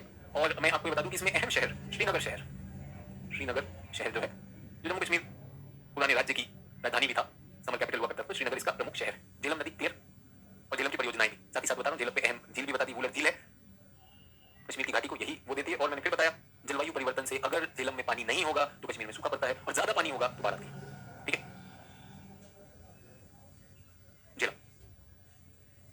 झेलम के बाद अगली नदी हम आ गए चिनाब में आ गए हम। अगर आपको याद हो, मैंने कुछ ऐसा बनाया था। ये हमारा हिमाचल है। हिमाचल में एक दर्रा है, इसका नाम है बारालच्छा ला। तो चिनाब नदी जो है, हमारी चिनाब नदी लगभग 1180 किलोमीटर की है, और इसका उद्गम 2 नदियों के रूप में होता है, 2 हेड स्ट्रीम्स। एक का नाम चंद्रा और दूसरी का नाम भागा। इसलिए कभी कभी आप देखेंगे कि एग्जामिनर आपको कंफ्यूज करने के लिए चिनाब की जगह चंद्रभागा नदी लिख देगा। चंद्रभागा समझ में आकाश कुमार का बतला ये नशा कितना तगड़ा है, कह रहा है कि तुलबुल परियोजना किस राज्य में है? जब वूलर झील पे है, जब वूलर झील पे तुलबुल है तो कहां पे होगा? तुलबुल परियोजना वूलर पे तो कहां पर होगा? बताओ कौन से राज्य में होगा?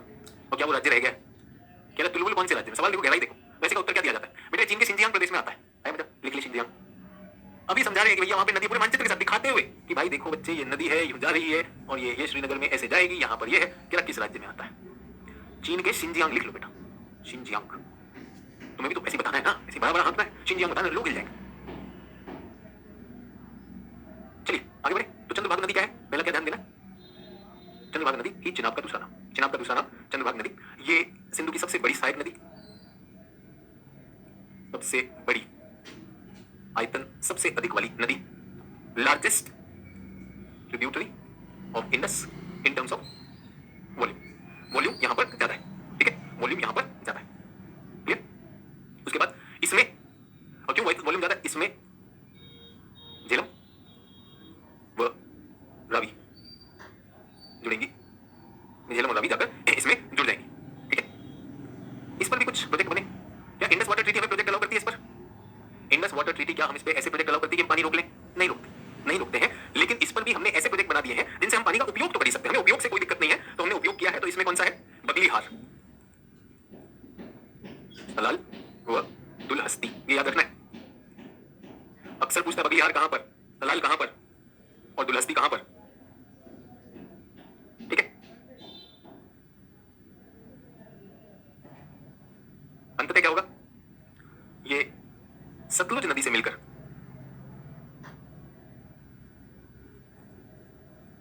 पंचनद का निर्माण करती, तो सतलुज नदी में जाकर ये मिल जाएगी और वहां पर क्या बनेगा? पंचनद। रोहित गुप्ता तब से कह रहा है सर टेस्ट कब लोगे? पहले इसने कहा, अब कह रहा है टेस्ट लीजिए, याद रहेगा। रोहित गुप्ता टेस्ट तो उसका होता है जो पढ़ा दिया उसका टेस्ट लेंगे, नंबर 1। और तब से तुमसे पूछा था कि इंडस के 2 प्रोजेक्ट बताओ, वो तुमने बताया क्या? उस टेस्ट में तो भाग गए थे, भूख सड़क गई थी। टेस्ट ले लो, ये वो वाले हैं जिनको पढ़ना नहीं है सर, हमारे ना क्वेश्चन आंसर कराओ, क्वेश्चन आंसर कराओ, क्वेश्चन आंसर कराओ। क्वेश्चन आंसर की क्लास नहीं चल रही, केजीएस की पढ़ाई की क्लास चल रही है गुप्ता जी, गलत क्लास में आ गए। क्वेश्चन आंसर यूट्यूब पे बहुत चल रहे हैं, वहां पे आप सारा का सारा एकदम तोड़ कर सकते हैं। क्वेश्चन आंसर वाले अंकल, चलो यहाँ पे जल्दी से लिखा कि हमने नदियों का नाम प्रोजेक्ट लिखे थे कि नहीं? चूतक और नीमो बाजगो, ये तो लिखवाने भूल गया था। इंडस कहां पे यार? गुप्ता जी के चक्कर में क्लास का फोकस हट गया। हाँ जी, इस पे 2 प्रोजेक्ट, प्रोजेक्ट के नाम लिख लीजिए, नीमो बाजगो। तो टेस्ट करा दो, टेस्ट करा दो। क्लास शुरू की टेस्ट से, वहां भागे थे गुप्ता जी, तो टेस्ट करा दो, टेस्ट करा दो। क्वेश्चन करा, सब क्वेश्चन करा देगा तो हो जाएगा। तो क्वेश्चन बड़े बड़े यूट्यूब में, यहाँ बच्चे आए फीस देकर कि भाई अपना पूरा पूरा भूगोल सीखेंगे और एग्जाम के क्वेश्चन को तोड़ के आएंगे। नीमो बाजगो और क्या? चूतक। 2 प्रोजेक्ट, तो सबके प्रोजेक्ट भी बता दी, किशन गंगा भी प्रोजेक्ट बता दिया था, किशन गंगा नदी याद रखना इसको। बीच बीच में ना 1-2 लगता है क्लास ठीक ठाक चल रही है, रुको इसको कुछ जरा बताया जाए। सॉरी मैं लिख सकता था, आगे बढ़ते हैं। गुप्ता जी ने 30 सेकंड का एंटरटेनमेंट, धन्यवाद गुप्ता जी। ये भैया 925 किलोमीटर है। अगर रावी 925 किलोमीटर है, रावी 925 किलोमीटर है और झेलम 724, तो ये 925 नहीं हो सकता भाई, ये होगा 725। क्यों मैं कह रहा हूं? क्योंकि इन दोनों को ट्विन रिवर कहा जाता है, ट्विन ऑफ झेलम, लगभग सेम लंबाई के, इसलिए 725। मैंने 925 लिखा, मुझे याद आ गया था कि भाई ये। अच्छा, ये कहां से, रावी कहां से उत्पन्न होती है? ये जो है रोहतांग दर्रे के पास, उद्गम, उद्गम की जगह इस बार सोर्स लिख रहा हूं हिंदी वाले, इस बार इंग्लिश वालों के लिए लिख रहा हूं, रोहतांग पास के पास, रोहतांग दर्रा है, रोहतांग दर्रा के पास से ये निकलती, ठीक है। और उसके बाद जैसा कि मैंने कहा कि इस नदी में ऐसा में बहुत ज्यादा कुछ करने की जरूरत नहीं है, लेकिन इस नदी को Indus Water treaty, Indus Water treaty हमें कहती है कि इस पर चाहे तो आप बांध बना लीजिए। तो हमने इस पर बांध बनाया, बांध का नाम है थीन बांध, THIEN, थीन डैम, ये याद रखना। अब सोचिए ये नदी जा रही है, ये नदी जा रही है, ये नदी जा रही है, और हमने इसके उसको बाधित कर दिया, यहाँ पे दीवार बना दी। तो जो नदी का पानी है वो पानी यहाँ पे इकट्ठा हो जाएगा कि नहीं हो जाएगा? तो अक्सर आप देखेंगे कि बांध के पीछे एक जलाशय बन जाता है, उसके बाद हम कंट्रोल रूप से इस पानी को आगे ले जाते हैं, ठीक है। अब इस जलाशय से क्या कर सकते हैं बच्चों? ये जो जलाशय है, जलाशय किस काम का? इस जलाशय से पीने का जल हो सकता है, पेयजल, कई बार पूछता है डैम क्या है, तो पेयजल हो सकता है, पानी हो सकता है, और क्या हो सकता है पेयजल के अलावा? सिंचाई, इरिगेशन, इरिगेशन भी हो सकता है, और यहीं पर अगर हम चाहें तो मत्स्यन भी हो सकता है, मत्स्यन, पर्यटन सब हो सकता है कि नहीं? और ये जो पानी इकट्ठा है यहाँ पर, अगर हम इस पानी को नीचे गिराकर इससे जल विद्युत बनाए तो क्या जल विद्युत भी हो सकता है, हाइड्रो इलेक्ट्रिसिटी भी हो सकता है। और ये पानी जो है, और ये जो पानी है, ये पानी जो है नीचे बाढ़ ला रहा था, तो क्या हम इसमें बाढ़ नियंत्रण भी कर सकते हैं? हाँ या ना, जल्दी से बताइए। तो इस बात को क्या कहा जाता है? इस बात को कहा जाता है मल्टीपर्पज प्रोजेक्ट, बहुउद्देशीय परियोजना, क्लियर, बहुउद्देशीय परियोजना। डन। पेयजल, सिंचाई, मत्स्यन, पर्यटन, हाइड्रो इलेक्ट्रिक, तो ये अब हमारे पास इंडस वाटर ट्रीटी में अलाउड है, तो आएंगे। तो अब जब हमने ये किया थीन बांध, तो इसके पीछे एक जलाशय बना, उसका नाम क्या है? रंजीत सागर। कभी कभी ये भी पूछ लेता है किस बांध के पीछे कौन सा जलाशय, ठीक है। तो ब्रिज भी बनता है, देखिए पूरी परियोजना होती है बच्चों। परियोजना होती है, इसमें जरूरी नहीं एक ही बांध बनेगा, it is not necessary just one बांध बनेगा, कई बांध बनते हैं। भारत में आजादी के बाद जो सबसे पहली परियोजना आई वो दामोदर नदी पर आई, दामोदर नदी दामोदर वैली कॉर्पोरेशन, 6 से 8 बांध बनाए गए, ठीक है। उसके बाद जो दूसरी आई वो हिमाचल और पंजाब की सीमा पर भाखड़ा नंगल आई। तो ये कई तरह से चलते रहते हैं। मैं सिर्फ आपको ये बताना चाह रहा था क्योंकि अब हम इंडस वाटर ट्रीटी में आ गए बांध बनाने के लिए, तो हमने ये बांध भी बना लिया। सभी लोग क्लियर हो गए?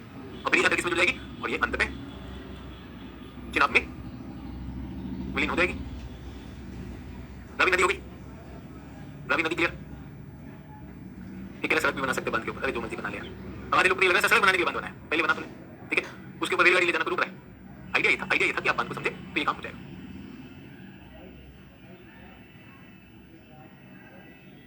रावी हो गया।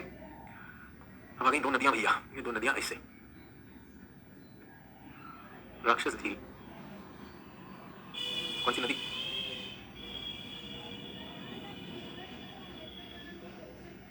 ये भारत में घुसेगी। भारत में घुसती है तो एक दर्रे में घुसती है। इस दर्रा का नाम क्या है? किला, ठीक है।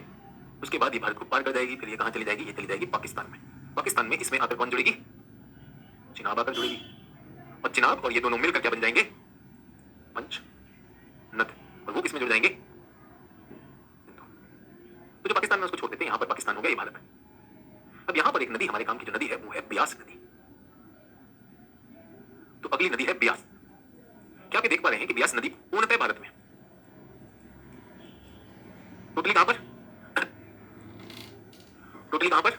ये हमारे पास आ गई भारत में। सबसे छोटी भी कह सकता हूं इसको, सबसे छोटी लगभग 460 किलोमीटर है, तो सबसे छोटी भी है। ध्यान दीजिएगा, यहां पर जहां ये दोनों मिलते हैं, जहां ब्यास और सतलुज मिलते हैं, यहां पर इस जगह का नाम है हरिके। क्या नाम है? हरिके, हरिके बराज। तो meet Sutlej at Harike barrage. अभी बताइए कि बांध और बराज में क्या अंतर है?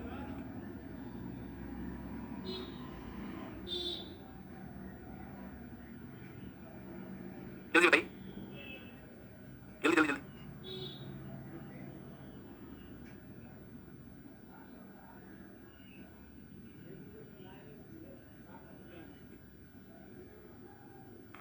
तो बराज, बराज एक ऐसी चीज होती है जो जल के प्रवाह को नियंत्रित करता है, बाधित नहीं करता। जल प्रवाह नियंत्रण करता है, भंडारण नहीं करता है। जैसे पानी जा रहा है, पानी पर हमने अगर एक गेट लगा दिया, अगर एक गेट लगा दिया तो पानी रोक देगा, पानी रोक देगा, लेकिन वो बांध नहीं है, तो आसपास बाढ़ आने लगी, लेकिन हम थोड़े समय के लिए रोकते हैं और जितना हमें जाना हो उतना हम जाने देते हैं और उसकी दिशा भी निर्धारित कर सकते हैं, दिशा भी निर्धारित कर सकते हैं। तो बराज, बराज एक सस्ता विकल्प है, ज्यादा फ्लेक्सिबल विकल्प है और बहुत बड़ी परियोजना नहीं होती। तो ये पानी का भंडारण नहीं करेगा, उसका नियंत्रण कर सकता है, उसकी मात्रा व उसकी दिशा। हमने यहाँ से एक बहुत मशहूर नहर निकाली है, हरिके से एक बहुत मशहूर नहर शुरू होती है और राजस्थान के रामगढ़ क्षेत्र तक जाती है। किसने नाम सुना है? इंदिरा गांधी नहर। नाम सुना इंदिरा गांधी कनाल? तो इंदिरा गांधी कनाल कहां से आती है? पंजाब में हरिके क्षेत्र है, पंजाब के हरिके क्षेत्र में ये चलती है और कहां तक जाती है? राजस्थान के रामगढ़ तक। क्लियर है? क्लियर है? तो दिशा का थोड़ा सा नियंत्रण कर सकते हैं, थोड़ी कि नदी को पलट देंगे, नदी को ऐसा नहीं कि पलट देंगे, थोड़ा सा जो उसका मार्ग जो है हल्का सा अपनी तरफ से जो हम उसमें थोड़ा बहुत रोक सकते हैं वो हम करके करते हैं। क्लियर हो गया? ठीक है। आपने देखा गंगा नदी, गंगा नदी बांग्लादेश में जाती है, क्या आपको पता है? बांग्लादेश में घुसती है, वहां पर भी एक बराज है। क्या नाम है मशहूर बराज का? गंगा नदी बांग्लादेश जाती है तो वहां पर भी एक बराज है, बहुत मशहूर नाम है।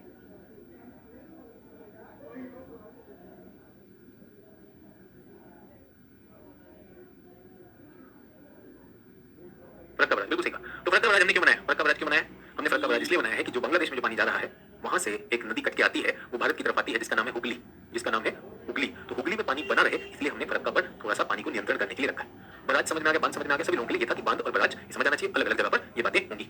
तो ब्यास नदी भी हो गया। अब हम आ गए हमारी प्रिय और लंबी नदी सतलुज नदी से। सतलुज नदी,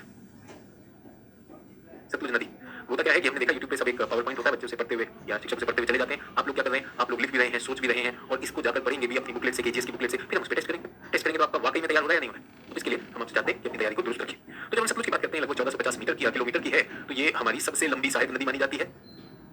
सिंधु की सबसे लंबी सहायक नदी, अगर मैं सबसे लंबी लिखता हूं तो आशा है आप समझ लेंगे कि ये सिंधु की है। ठीक है, सिंधु की है। क्लियर है? देखो क्लास को बाधित करने वाले बहुत सारे लोग, और रिक्वेस्ट है मत करो। क्यों करो? क्या मिलेगा उससे? एक happy birthday happy birthday happy birthday लिखना है। वो कह रहा है प्लेन थोड़ी है जो हाईजैक हो जाए क्लास है। तो जिस चंपक ने हैप्पी बर्थडे लिखा बेटा, हाईजैक का मतलब नियंत्रण चला जाना। अब तुम्हारे चंपक के हाथ में नियंत्रण है, कितने लिया? 30 सेकंड के लिए, उससे ज्यादा तुम डिजर्व नहीं करते हो। दूसरा चंपक कह रहा है नदी की डायरेक्शन कैसे मोड़ेंगे? अब खाली बैठे नदी की डायरेक्शन ही मोड़ दो। अभी जब नदी ऐसे आ रही है, अगर नदी नदी ऐसे आ रही है और मैंने यहाँ पर पानी रोक दिया, अगर मैं इसे कंट्रोल कर सकता हूँ तो क्या ये हो सकता है कि नदी का प्रवाह ऐसी दिशा में जा रहा था, इन दिशाओं में जा रहा था, मैंने इधर का दरवाजा खोला ही नहीं और इधर का ही खोला तो नदी का प्रवाह इस तरफ को हो गया, चैनलाइज हो सकता है कि नहीं हो सकता है? मतलब ये इतना बड़ा इंजीनियर बैठा हुआ वहाँ पे नासा का, आप होगा ये डीए से ऊपर नहीं किया होगा, तो नदी कैसे मोड़ दिया, नदी मोड़ कैसे सकता है बराबर करके दिखाई तुमको, हम करके ही दिखाई दे यार। एक सर हमको डर लग रहा है सर आपसे डाउट पूछने, अभी जब हैप्पी बर्थडे डाउट पूछोगे, डर नहीं खौफ होना चाहिए, खौफ।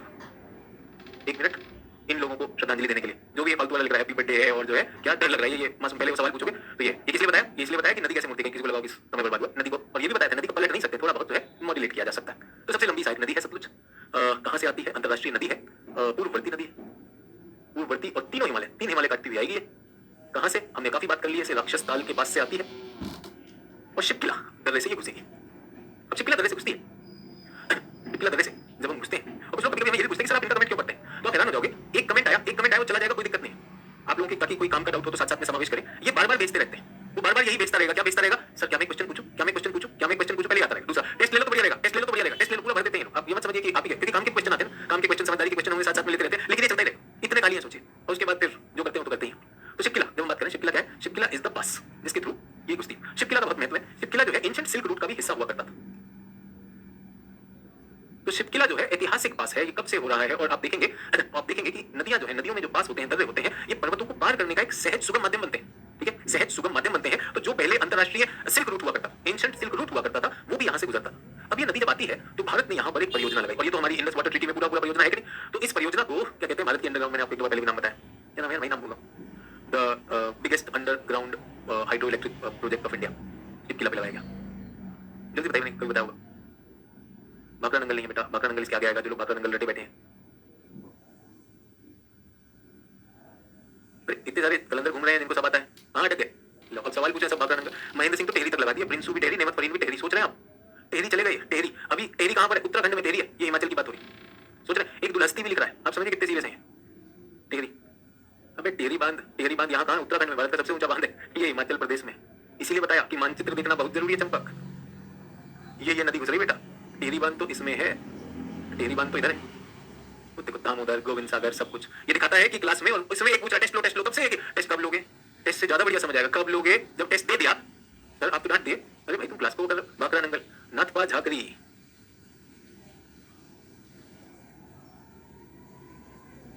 और ये ऐसे हैं जो कई एग्जाम दे चुके हैं, एसएससी वाले सब रट के बैठे हैं, एक दादरी भी निकाल लाया, वो नहीं बताओगे चीन का शिनजियांग प्रांत, वो रहेगा चीन का शिनजियांग प्रांत, कर सकते हो, नाथपा झाकरी शिपकिला, इसे लिखवा दिया, इंपॉर्टेंट है, अंडरग्राउंड लार्जेस्ट अंडरग्राउंड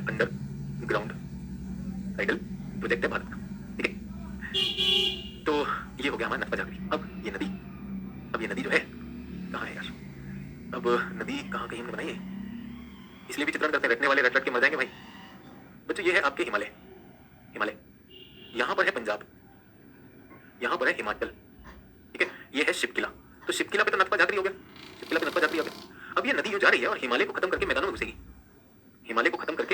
में घुसेगी, तो हमने कहा सुनो भाई, हिमालय से जब मैदान में घुस रहे हो ना, तो हमें यहाँ पर एक बांध बनाने दो, ये बांध है भाखड़ा, और पंजाब की तरफ एक और बांध बनाया, मल्टीपर्पज बहुउद्देशीय प्रोजेक्ट है जिसका नाम है नंगल। आप समझ सकते हैं कितने सारे लोगों ने, जरा चैट पीछे जाकर देखना, भाखड़ा नंगल लिखा था, रट के बैठे हुए हैं कि सतलुज पर भाखड़ा नंगल, प्रश्न कोई सुनता ही नहीं, प्रश्न कोई नहीं सुनता है। प्रश्न ये है कि जब भारत में झेलम घुसेगा, सतलुज घुसेगी, तो सतलुज जब शिपकिला से पार करेगी तो कौन सा प्रोजेक्ट है, वो नाथपा झाकरी, लार्जेस्ट अंडरग्राउंड। उसके बाद आजादी के बाद की दूसरी बहुउद्देशीय परियोजना, सेकंड परियोजना यहाँ पर आई, जहाँ हिमालय खत्म हुए और मैदान शुरू हुआ। तो वापस आ जाए, इसलिए कहते हैं चित्रण दिमाग में जितना ज्यादा बनाएंगे उतना आपके लिए बढ़िया रहेगा, मजेदार रहेगा, बहुत कुछ सीखोगे। सर टेस्ट ले लो, अरे भाई टेस्ट क्या ले लें, टेस्ट ही चल रहा है, शिपकिला हो गया, और क्या है, हाँ जी, भाखड़ा नंगल परियोजना, भाखड़ा बांध हिमाचल प्रदेश में, ये भारत का सेकंड हाईएस्ट डैम है, याद रखिएगा, टिहरी डैम भारत का हाईएस्ट है, भारत का हाईएस्ट डैम टिहरी डैम है। भाखड़ा नंगल में भाखड़ा बांध भारत का दूसरा सबसे ऊंचा है, नंगल पंजाब में, नंगल आता है पंजाब में, और इनके पीछे जो झील बनी, उस झील का नाम है गोविंद सागर झील। अभी हमने क्या देखा था, रंजीत सागर, अब कौन सा आ गया है, गोविंद सागर झील अब आ गई, ठीक है। ये क्या है, Bhakra Nangal second multi purpose river, PURPOSE, तो हिंदी इंग्लिश सब बुलवा दी तुम लोगों ने मेरी, multipurpose river project of independent India. आजादी के बाद दूसरी बहुउद्देशीय परियोजना जो थी वो थी, पहली कौन सी है, फर्स्ट जो है वो है दामोदर वैली कॉर्पोरेशन,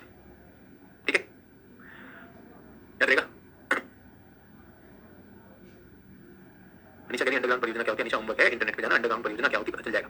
ठीक है, यहाँ पे सारों को इंजीनियर भी बनना होता है, आर्किटेक्ट भी बनना होता है, इंजीनियर भी बनना होता है, आर्किटेक्ट भी बनना होता है, उन सबके लिए भारत के और भी बांध है, उन पर कल चर्चा करूंगा। और सबसे रिक्वेस्ट है ये चीज़ों का बस क्लासेस मत अटेंड करिए, इन चीज़ों का दिमाग में चित्रण करिए। ये करके नहीं आए तो मुझे लगा 3 दिन की छुट्टी हो रही है तो इतने ज़्यादा उत्साहित बच्चे हैं, ये सारी नदियों के जाले को देख कर आएंगे। क्या मैं अपेक्षा कर सकता हूँ नदियों का जाल बना के लाएंगे, इस तरह का नदियों का जाल बना के लाएंगे। इन नदियों के जाल में हमने आज कौन सा किया, ये वाला नदियों का जाल कर लिया। कल हम क्या कर लेंगे, कल ये भी हो जाएगा, गंगा भी हो जाएगा, ब्रह्मपुत्र भी हो जाएगा, फिर हम हमारे इसमें आने वाले हैं। ठीक है, डन, सभी लोग क्लियर। बहुत बहुत धन्यवाद। ये बीच में क्लास को बाधित करना बंद कर दीजिए, 15-20 सेकंड जो आप ले जाते हैं, आपको लगता है पॉपुलर हो जाएंगे, उस पॉपुलर होने का कोई फायदा नहीं। डन, तो कल मिलेंगे नदियों पर विशेष ध्यान। थैंक यू, टेक केयर, जय हिंद।